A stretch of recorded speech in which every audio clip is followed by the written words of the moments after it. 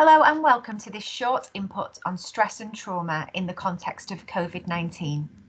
This is part of the rollout of the nationally developed Wellbeing for Education Return Package, a series of training and resources intended to support education staff to promote the well-being and resilience of children and young people and the wider school community to aid recovery in light of the impact of the coronavirus pandemic. My name is Lindsay and I'm an educational psychologist working within Salford.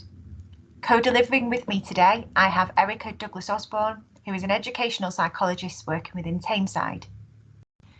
You may have attended the Wellbeing for Education return training that was delivered in the autumn term of 2020. These slides form part of that training. This video stands alongside 5 other videos covering key sections from the training, which are wellbeing frameworks, resilience, staff well-being, bereavement and loss, and anxiety and low mood. Please do check these out. There are also drop-ins planned for the spring term of 2021, covering topics relevant to your local area. To begin, we will outline what is meant by trauma. Generally speaking, trauma can be categorised in 2 broad ways: single event trauma or multiple or chronic trauma. Single event trauma is unexpected, short-term, and usually outside normal daily experiences. It results in intense fear and helplessness. It's not always directly experienced, it can be witnessed or learnt about.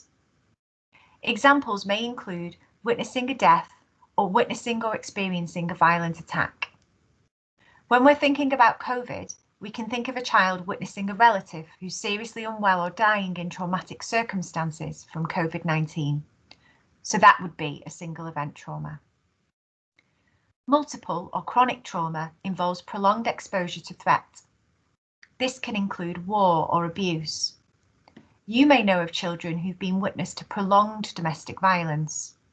We use the term developmental trauma to refer to this type of repeated trauma experienced within long-term primary relationships, and we know that it can have a significant and long-term impact on development. People who've experienced repeated stress or trauma previously can be more vulnerable to being traumatised by stressful events in the present. So if you have children who've already experienced trauma, then to experience trauma again through COVID can reactivate that previous trauma history. We need to think about the impact that COVID-19 has on current stress and trauma. So this includes the possible escalation of domestic abuse within the home, the possible escalation of child abuse or neglect, the increase in the numbers of children and young people who are already supporting a parent and carer who might be shielding, and those who might have to be doing it more. And lastly, we need to think about the economic impact of all of this. Reduced income or loss of job, which in turn can exacerbate all these difficulties that we've just mentioned. People can recover from stress and trauma through everyday support, but a minority do need specialised support. We can also consider trauma through racism, homophobia, transphobia, and other forms of discrimination. We also need to think about our vulnerable communities and whether there might be more trauma and stress within these. Your school or college or educational setting may already have a trauma-informed ethos, but if you don't, you can go to www.traumainformedschools.co.uk for a wealth of resources that there is there. You can also go to the NSPCC website for more information in this area. Let's think for a moment about stress. Stress isn't always a bad thing. Positive stress is the kind that is experienced in manageable doses within the context of secure relationships. This type of stress results in temporary, mild elevation of stress hormones and a brief increase in heart rate. This allows us to complete tasks, thus experiencing a sense of achievement and thereby increasing our resilience, confidence, and coping skills. An example might be experiencing something new for the first time. It's a bit scary and stressful, but with support we can cope and there's no lasting impact on our physical or our mental health. However, some stress is more severe. Let's look at the yellow side of the slide. In cases where the stress is serious but temporary, we can experience a fight, flight, freeze or faint response. This will feel unpleasant and distressing whilst the stressful event is happening. However, it's still tolerable because the stress is buffered by relationships, and once the stressful event ends, and with the support of others, we can recover. An example might be where a young person's loved one is seriously ill with COVID. It's very stressful, but it's temporary, and the young person is well supported to cope and to recover. Significant problems can arise, however, when a young person experiences traumatic stress, as depicted on the red side of the slide. This is where there is a prolonged activation of the stress response system, perhaps with no reliable and supportive adult to buffer this.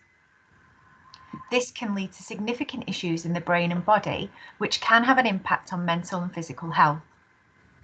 An example might be where a young person lives in a house where there is domestic violence, which they may have experienced increased exposure to through lockdown restrictions linked to COVID-19. Trauma has overwhelming stress at its core, which has left its mark and is easily triggered and relived through flashbacks. Sometimes this trauma can be expressed through behaviour. We sometimes work with children who've experienced developmental trauma, who may express their emotions through their behaviour, perhaps through angry outbursts. Sometimes adults will say there isn't a trigger for the outbursts, but when it comes to traumatic stress, there isn't always a visible trigger. Sometimes there may be a fleeting thought or a bodily sensation that comes from a history of trauma. So things can be more complicated than they look, which is why it's helpful to consider history when you're trying to understand a young person's behaviour and support them through this.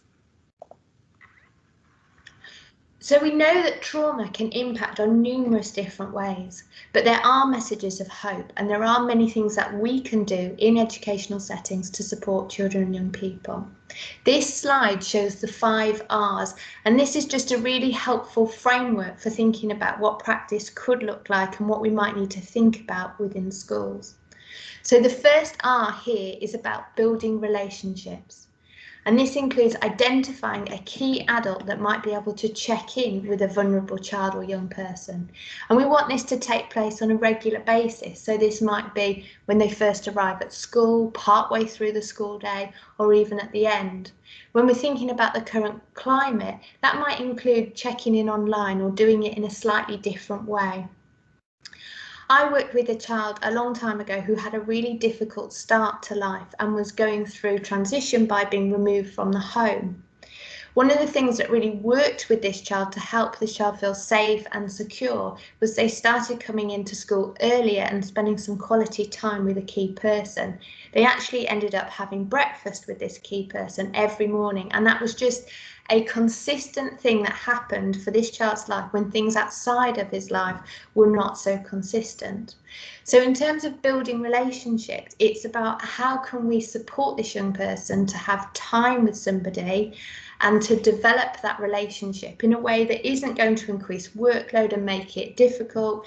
That example I've given, that young person or that member of staff was already having breakfast in school, so we're not changing a lot, but we're giving the opportunity for that child to spend some time with a key person. The next R is about recognising signs of distress, and we all know what to look out with our children and young people. Are they showing poor concentration and attention? Is their mood changing? Do they look slightly differently? Are they dressing differently? Are they finding it hard to keep still, to keep regulated? So it's about noticing whether there's things that are changing or don't look or don't feel quite as they seemed before. The next R is about reflection. Are you the right person to be able to offer support? And this is really tricky because we all work with children and young people because we care, because we want to help them. But sometimes we're not the best person to be able to offer support. We might be too close to a situation. We might have things going on in our own lives, and then we don't have the emotional capacity and the availability to be there for that young person. In our role, we do a lot of critical incident work, and that's after a tragedy has taken place within a school. And we have a bit of a rule about the amount of critical incident work that we can do, because the more we do, the worse we get over a short period of time, because we get more emotionally full up.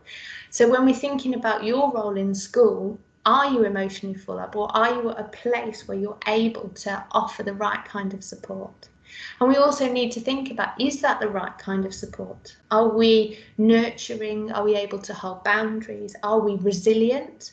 And if we're supporting a young person, who's going to support us? Do we have the system in place for us to get the support that we need in order to be effective? The next R is about regulation, supporting young people with their regulation. This includes talking with that young person about how they might be feeling, being there for them, talking through their emotions in order to help regulate. For a child or young person to be able to self-regulate, we have to have a process where we co-regulate with them to begin with. We show them what it looks like. We support them through that until they're able to do it on their own. The final R is about supporting resilience. And this includes finding the protective factors that a young person has and trying to increase them in the hope that we balance out any other risks that might be in there. So, for example, it could be helping a child who does hobbies, having positive friendships, having aspirations. They might already have coping strategies that are working well. So it's identifying these and helping them to do more of them. If a young person is busy, have lots of positive things going on in their life that they are important to them, they are a lot less likely to get themselves involved in risky situations or in difficult situations. So we need to find out what works, what do they like, and help them do more of it. Safe, stable relationships can act as a buffer in the face of trauma and adversity. This is our hope. This is what we can do to help. In schools and educational settings, we have a real opportunity to provide the support when children and young people are having a really tricky time. We need to help them to live past trauma. We need to empower survivors of trauma so that they know that they're able to make decisions and have control and choice in their lives.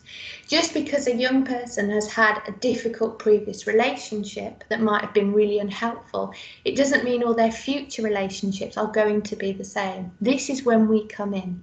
We can change that story for that young person, the story that they have about themselves, the story that they have about their relationships, and what the future might hold for them.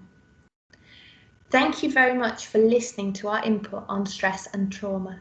Please see the other videos on this website for more information regarding supporting children and young people during the current climate.